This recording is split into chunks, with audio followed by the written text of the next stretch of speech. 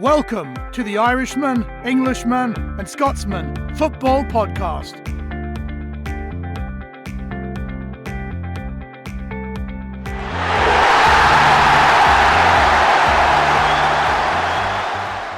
Hello and welcome to another episode of the Irishman, Englishman and Scotsman Football Podcast. How you doing, Fino? Yeah, I'm good. How are you guys? Kev? Yeah, absolutely fine in freezing Spain. And in sunny Brighton, Joe? All good, thanks, JP. Very sunny here as always. Did you watch the game last night, Brighton and Newport? I caught the penalties, yeah. It was a marathon penalty shootout. Mark O'Brien, who we had on the podcast last week, was actually at the game. And what I seen, Newport were very unlucky. But of course, the big winners in the FA Cup were Crawley Town. They beat Leeds 3-0. I didn't see the game, but apparently, did they bring on some TV celebrity at the end or something? Yeah, 33-year-old Mark Wright from The Only Way is Essex or something like that. No relation, no relative of mine now, of course. Or Ian Wright's for that matter. Okay, cracking on. And the festive Premier League madness continues. Kick-off tomorrow, 7 p.m. Central European time at Bramall Lane. Sheffield United, who got their first win of the season in the Cup at Rotherham against Newcastle. And I'm very worried about this one, lads. Newcastle have only won one of the last six. Now, bear in mind, the Liverpool point 3 games ago, you said, could we keep the energy up? I thought the energy level against Leicester was pretty good. The Arsenal game in the Cup, Newcastle showed how much this game means by resting Callum Wilson, Ryan Fraser. Jamal Lascelles came back from injury, but he was taken off at half-time. So this game is huge for Newcastle because of the run they've been on, the pressure that Steve Bruce is under, and the fixtures that are coming up. Sheffield United would have a little bit of confidence going into this from winning in the FA Cup. But, table-wise, if Newcastle win this, they're up to 22 points, and they put a bit of daylight down between themselves and the bottom 3. If they lose it, they can easily get dragged down, and Sheffield United, could then see a bit of light and go, right, this is our chance to spring back. Funnily enough, Alain Saint-Maxime, who had COVID pretty bad, him and Lascelles were the worst sufferers of the COVID virus. He was quarantining in France. He came back and he got into a little bit of trouble because he was pictured in Sainsbury's with a fan when he should have been isolating. But apparently the club came out on their Twitter account and said that he's fine. I'm worried about this one, but I think Newcastle have rested the big players. Shelvey, hopefully Maxine comes back, Wilson, and we might just have enough just to get over the line in this one. Fino? First of all, congratulations to Chris Wilder. He made it 100 wins as Sheffield United boss at the weekend. And it took him 100 games. Yeah, after the last win. God knows it took him that long. I can't see anything other than a Newcastle win. And I feel sorry for Sheffield United's fans, but we don't talk about them that much, but there really isn't a lot more to say other than, I think they're going to get beat week after week after week. I actually watched the Arsenal-Newcastle match, and I thought Newcastle were actually pretty good and probably should have won the game. Andy Carroll had 2 amazing chances. The one right at the end, he definitely should have scored. And I'm just wondering, I thought he was a handful all game, Andy Carroll. If Steve Bruce plays Carroll and Callum Wilson together, the classic big man, little man partnership, I think they could actually cause quite a bit of damage, because in the Premier League these days, there's not that many of those kind of old-fashioned partnerships anymore. I think they could actually do quite well. Listen, this is just one of those games that fans get nervous about because you're so into it. You think, oh, God, they're going to get this amazing confidence boost from this FA Cup win. And, oh, shit, they're going to beat someone. Shit, it's going to be us. It's not going to be you. Right? It's not, nothing has changed. Newcastle United are a pretty good team. Right? If you put money on us in the bookies, Kev, I'm definitely backing us to lose. Going back to your point there, Joe, but Andy Carroll, I was going to say it did look good to the untrained eye. Carroll had a brilliant performance in both halves. Second half, he was amazing. He was defending. He was Newcastle's best defender in the box, and really one-on-one with the goalkeeper in the last 30 seconds of the game, and he really should have scored. But that's been his best and only real performance of the season. As much as he works hard, and he did work hard, we've got another guy who does that in Joe Linton, but the finished product is not there. Andy Carroll, he worked his socks off, but Callum Wilson's the only one to score in goals. So I think against Sheffield United, he will go with with Joe Linton up top with Wilson.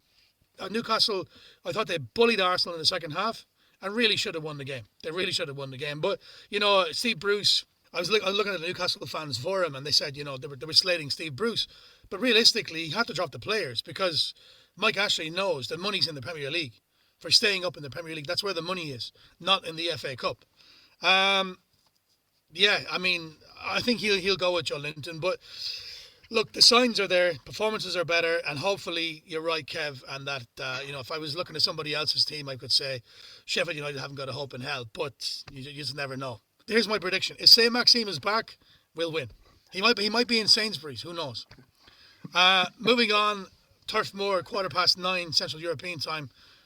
Burnley against champions-elect Manchester United.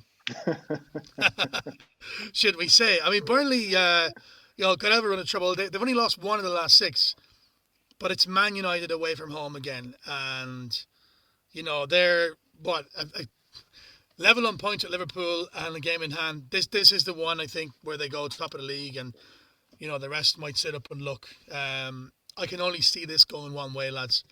Burnley, as you said, they're the height of inconsistency at the moment. I think they go one win, then they drop points, and repeat. I think they won last time out, and I think they'll make it tough for Man United.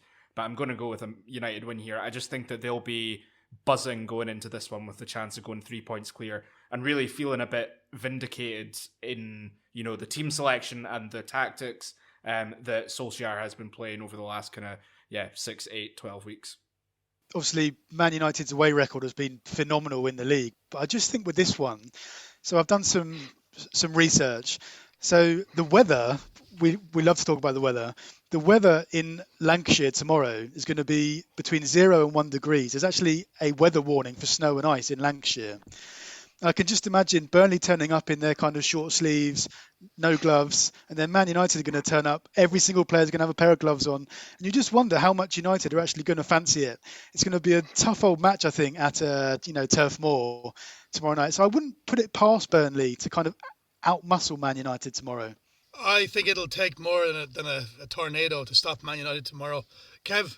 I think it's psychological now, isn't it? So I think Man United are where they are, not necessarily because they're absolutely the best team in the league. Maybe they are, but not because of that, but because they've managed to get those kind of results. We talked all season about winning, whatever you want to call it, winning ugly or just finding ways to win, right? So they've done it. And those last 2 wins, I think, would have been against Villa, right? And Wolves with that last minute winner.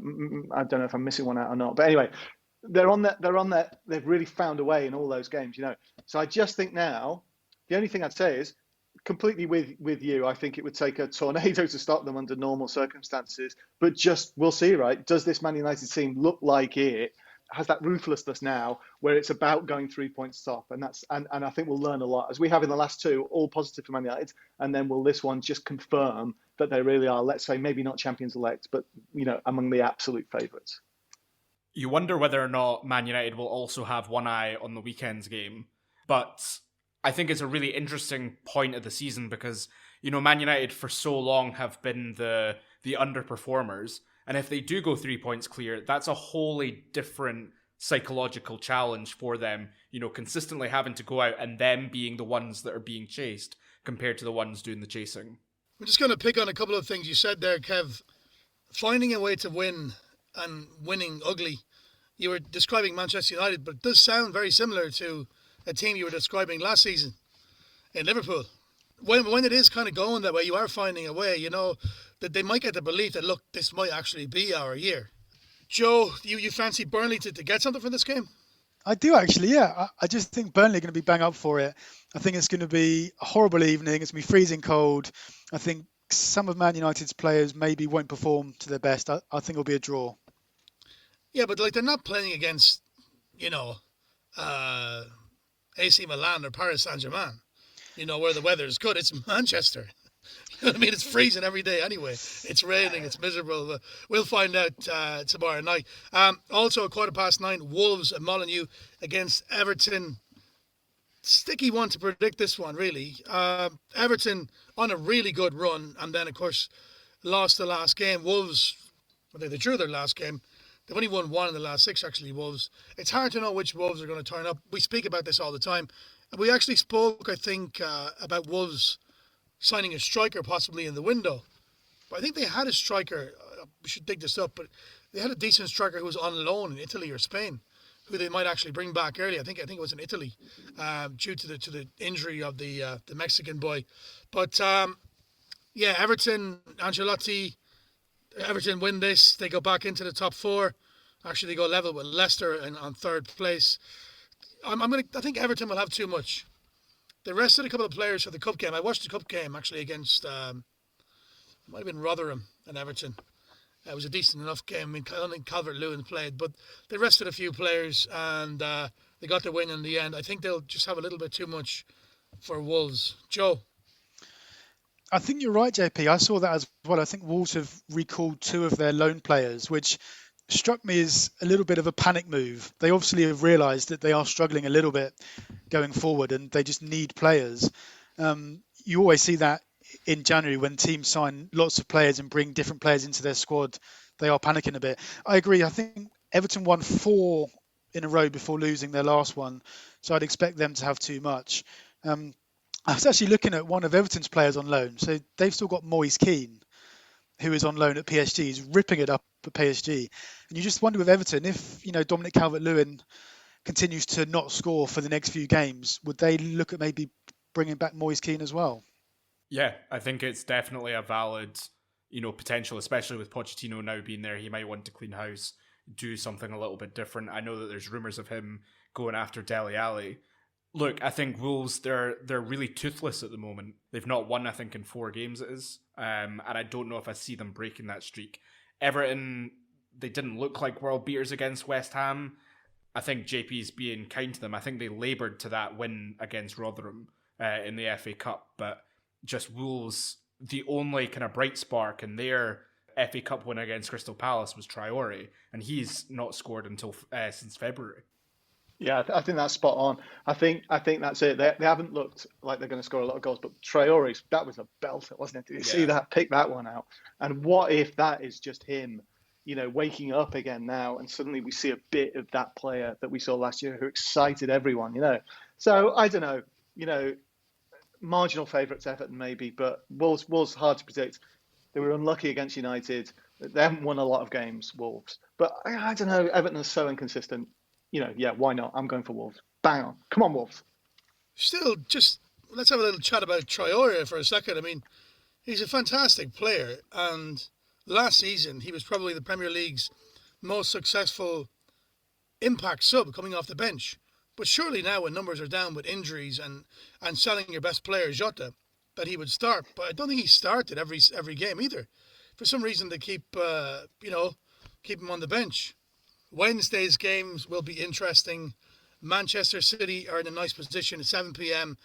Central European time. They host Brighton, and they'll be highly fancied. Man City have won 4 of the last 6. They also will go up into the top 4 with a win. Leapfrog Leicester, I think, on goal difference. How are things at Brighton, Joe? Not particularly positive, JP. As we were saying earlier on in the programme, they literally sneaked past Newport on penalties, and then what's the worst thing you want 48 hours after playing extra time and penalties to go to Man City? I almost wonder with Brighton if they just need that moment, that kind of crisis moment. It's similar to Southampton last season when we were really poor at the start of the season. We got beat 9-0. We kind of had the reset where we just had to change everything, really kind of woke us up. So I wonder if Brighton, if they do lose 7-8-9-0 to Man City, it may turn out to be a good thing because they may just have, they may just think, right, we actually really need to change things here. Otherwise, we are going to go down. Because at the moment, they're kind of just rolling along, drawing a few games here and there. But I wonder if they just need that really big defeat. Yeah, it's funny you say 7-8-9 because I wrote down in my notes that it could be a massacre in Manchester. I really feel like Man City are starting to look as if they're kind of cooking with gas, and they might be, up and around the title conversation come the end of the season. What I thought was quite interesting is, Brighton are in that precarious position of they're safe on paper at the moment, if the league finishes today, but Fulham still have those 2 games in hand, and also Fulham are coming into a little bit of form, relatively speaking. So, I mean, I wouldn't be surprised if Brighton are, the best of the rest in terms of the teams that go down. If I think this is a free hit for Brighton, though, if they do go and lose and ship 6 goals, they're writing it off, because realistically, how many of the other teams are going to get points? That being said, West Brom did go and get points from Man City at the Etihad, so it's a tough one for Brighton. I don't know if they're going to get anything from it. I think Man City have enough quality in every and all positions here. Yeah, they are not going to get anything from it, and I think I'm starting to wonder if Man City might be part of the conversation towards the end of the season. Is a dramatic understatement as well. I think Man City played their way back into form. Whatever it was, they didn't have the pre-season they wanted. Whatever it was, they found a really secure defensive partnership now. They suddenly look like they're not going to concede any goals. They look like maybe they still haven't quite found the full fluency, right? Maybe that's the one thing. Last year they did win a lot of games 5 or 6-0, although it showed that that's not enough, right? You have to be able to win. It's our theme, isn't it? You have to be able to win the 1-0s and the 2-1s and the 3-2s. But anyway, so maybe still haven't always looked like they're going to do it, and maybe like coming back for this one, maybe it won't be 7-0, 8-0, 9-0. I don't know, but I'd be astonished. I don't think Brighton will score. So I think it will be, whatever it is, I think it will be to 0, and I think it will be handy enough. It'll be easy enough for City, who've got seemingly hundreds of games in hand. Let's not forget, and are probably going to be about 15 points clear by about April. Kev balking again. I did say Man City will go back into the top 4 with a win. They will. They go to a point behind Liverpool, and they'll also have a game in hand. So by the weekend, it could be the 2 Manchester clubs at the top. Who knows? Brighton just signed this super Irish kid, by the way, from Bohemian, 16-year-old Evan Ferguson, banging in the goals. He's one for the future, but I don't think he'll be enough to stop Man City, even if he's there in time. Man City, compared to last season, I just think that they could well win the league with the team they have, but I just think they're a different type of striker short of doing that. Aguero hasn't really, he's been injured, Jesus is injured. They're kind of relying on Mahrez and Sterling and then goals from midfield. Look, they're going to win this one, there's no doubt about it. Brighton, like you said, Fino, Fulham have a couple of games in hand. It could get very, very hairy for Brighton. Right, so the next game will be a topic of much debate. It should have been at Villa Park, and it should have been Aston Villa against Tottenham.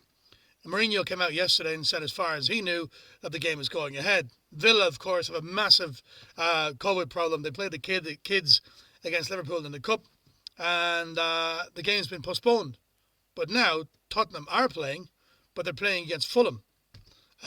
So before we go into the COVID thing, I mean, if you're Mourinho and the Tottenham managerial staff and the scouts and everybody else and the guys behind the scenes who are plotting the downfall of Aston Villa, even now they have to go to Fulham, and for Fulham also.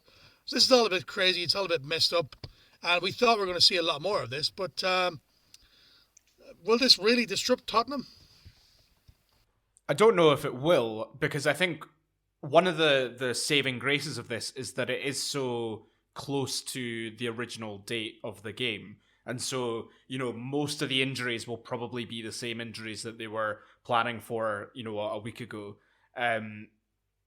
It's not ideal. Obviously, it's not ideal, but none of this season has been ideal. And I think actually the Premier League have done a relatively good job at corralling this.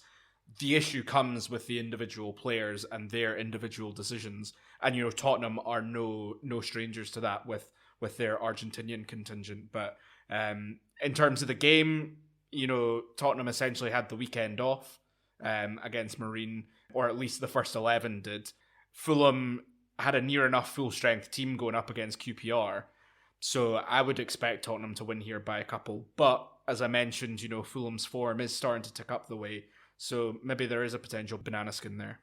I mean, if you're the coaching staff and you're telling the Spurs midfield, to drop back and stick tight to Jack Grealish, all of a sudden, you're not playing against Jack Grealish. But, yeah, like you said, I think they'll have too much for Fulham. Joe? That was a great moment, wasn't it, when Gareth Bale came off the bench against Marine? Just fantastic. I think Spurs will beat Fulham. I was surprised that Fulham haven't played a match in the league since Boxing Day. I know that they had the run out against QPR, but I think Tottenham, they did a pretty professional job against Brighton. That could have gone wrong pretty quickly. But I think they'll be fine. And I don't mean any disrespect to Fulham, but I think if Tottenham had been rearranged to play against Liverpool or Man City or Man United at 1 or 2 days' notice, they'd have kicked up a bit more of a stink. But I think against Fulham, they'll have enough to beat them fairly comfortably. I think so too. But I don't know anymore. I'm just starting to think. I just want to go back. Actually, I've not got too much to say about this game, other than I suppose Tottenham are favourites and quite rightly. Although Fulham did okay against Liverpool. I remember, didn't they? They looked pretty tidy on the ball. Actually, it wasn't just a lucky point or anything. All I'd say is, I'm just starting to wonder now about this mad rush to make sure that every game is played, whether it might even be worth reconsidering that now. And listen, I don't live in the UK. I don't want to go too far. It's really hard to make an assessment from afar. But maybe it is time just to think about desperately rushing around and trying to get all these matches played in something, whether that is actually the right thing to do right now, And I wonder if maybe at some point, or rather, let me say this, because I don't want to go too far, and I don't want to say I'm suggesting this, but I just wonder if it might happen within the next few weeks, given the current situation in the UK and in England especially, actually, whether it might be time to say, is it worth having a little break from the Premier League? Is it you sort of looked last year when football came back, whenever it was in May or June or whenever, you sort of had that feeling that the football needed to come back. It was a message of hope. Everyone needed to see some football come back. Well, you don't need a message of hope right now, do you? I mean, you guys, Joe, you're in England. Fino, you're in Scotland. I don't know. It seems to be that's not the message that people need. The message people need at the moment is discipline, right? In this situation, let's get through it by following the rules. And I just wonder if this mad dash around the country of people running around all over the place, desperately trying to fit in fixtures, desperately trying to make sure that we can play these games. Like I say, I'm not urging us to stop it, but I just wonder if that decision might come up now. It might seem unlikely now, but in a couple of weeks' time, if the situation, as it appears to be, just keeps getting worse and worse, whether we might be reaching that stage where, hang on a minute, maybe it makes sense just to have a pause. And if it means you don't get to play all 38 games or whatever it is at the end of the season, maybe again we need to be started thinking of creatively about how you have a decisive season using some kind of playoff thing or some kind of bubble thing like the NBA did last year, or even in the Champions League where you're having some kind of playoff rounds at the end. As I say, at this stage, I'm not suggesting that. I wouldn't feel able to make that suggestion not living in the UK. I just wonder if something that drastic might be coming in the next few weeks, and we're sort of seeing the first signs of it. I think you're spot on, Kevin, with the idea of potentially introducing a bubble. In my opinion, I think it was madness that they didn't try and introduce something similar to that. I understand that it's a long season, etc. I think it's also madness that we even entertained the idea of the magic of the FA Cup this weekend, when we've got, plumbers and electricians and people that work in supermarkets going up against professional footballers who are clearly, dealing with two very different types of daily kind of life at the moment. For me, it will be interesting to see whether in a couple of weeks' time, whether or not we start to see more elite level players coming down with COVID as a result of these mixed league games in the FA Cup. In terms of stopping the league, and I don't want to speak for England, but I know that in Scotland, it's definitely something, we don't have anything else at the moment. We literally don't have anything else to do aside from watch sport. I can go for my one walk a day, I can go to the supermarket, but aside from that, I can't do anything. So really, I think for a lot of people, elite sport is the escape that they're allowed that feels somewhat normal. And it would be a shame if that was taken away, not least because we're probably in the grips of one of the most exciting Premier League seasons that we've had in years, I would say. Good point there, lads, both of you. The bubble, maybe the time to do it will be when, always around mid-February, we have an international break. And I think that's a recipe for disaster. Those meaningless Nations League games, when players are travelling and flying all over the place, that's the time, I think, to take a break. Cancel them and see if that makes a difference. But maybe they should take a 2-week break or a week break or something just to calm things down if things keep going the way they are. I mean, in the UK, obviously, they are pretty bad. I think Scotland, the whole second division or the lower leagues in Scotland are gone, Fino, yeah? Yeah, so everything below the championship has been, there's a fire break for 3 weeks, which I don't disagree with, and I empathise and sympathise with fans of those teams that don't get to see their teams for 3 weeks. I think the issue starts to come as who's going to pay for all of this if it does get cancelled or if it does go down the null and void route. We had the issue with Scotland last season where they had to make a final decision on the league because of the sponsors and so that they could attribute prize money, etc. And we're talking about Scotland. If we talk about the Premier League, we're talking about sums that are 10 times that amount. And, you know, if you're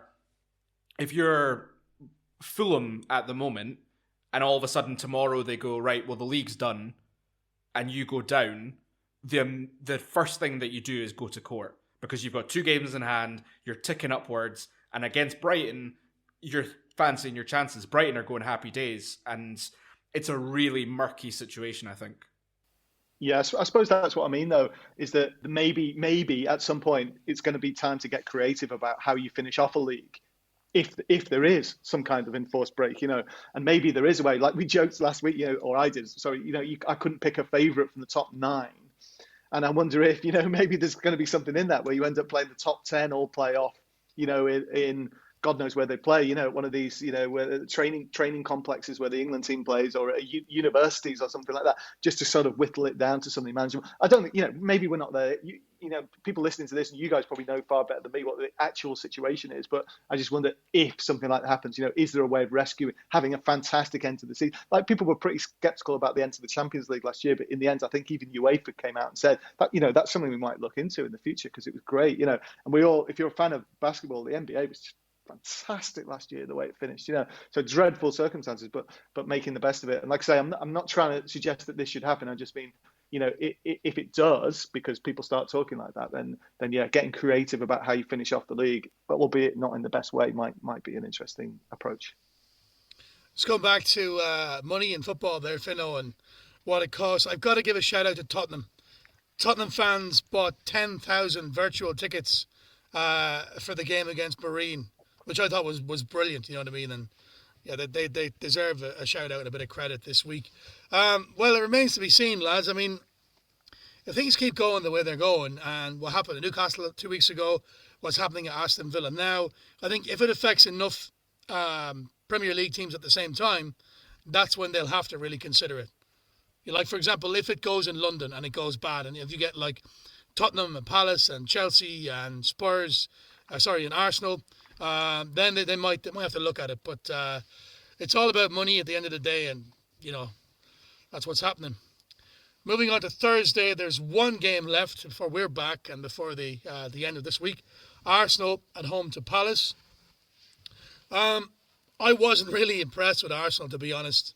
I was worried about the game against Newcastle, and you know they started a really strong team. Aubameyang started, Lacazette was on the bench, but they were on this run and they won 3 in a row, and they'd battered West Brom. But I thought Newcastle physically bullied them, and they really impressed me how they stopped Arsenal playing.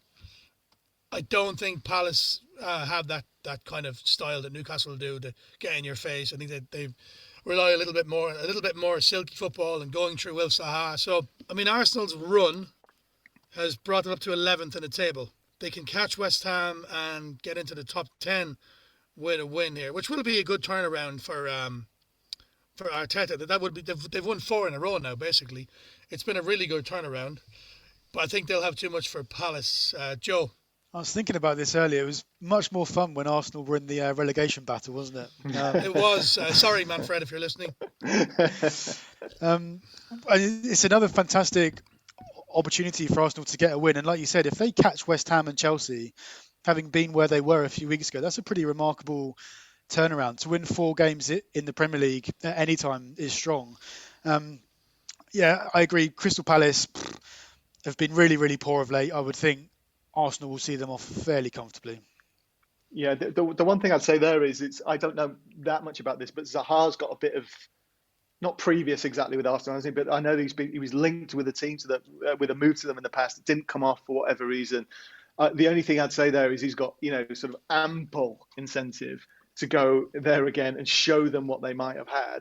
Assuming he's fit, I wouldn't be that surprised if he somehow manages to, just to remind them of his class, because he is class, isn't he?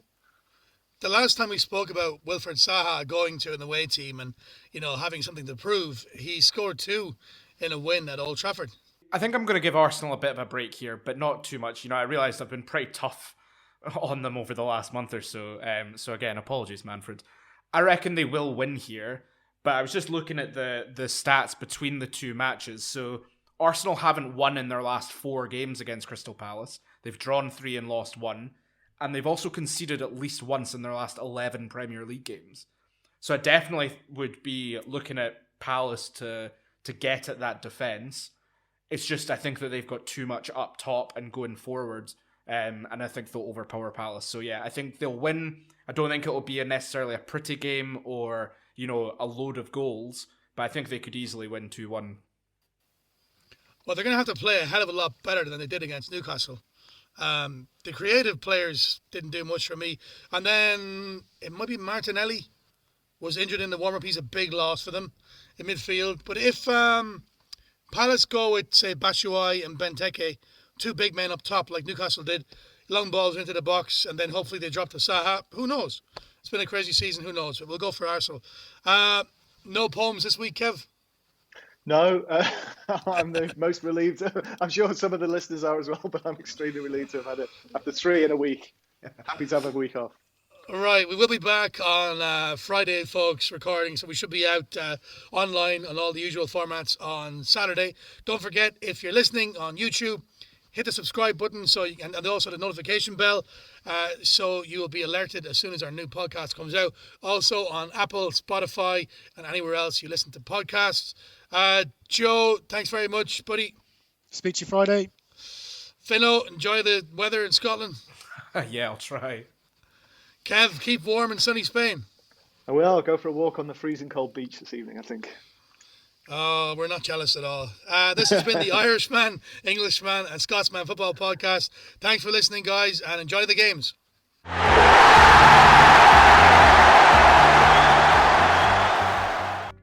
Thank you for listening. If you'd like to hear more of our podcasts, please click on the red subscribe button on the bottom right-hand side. Thank you.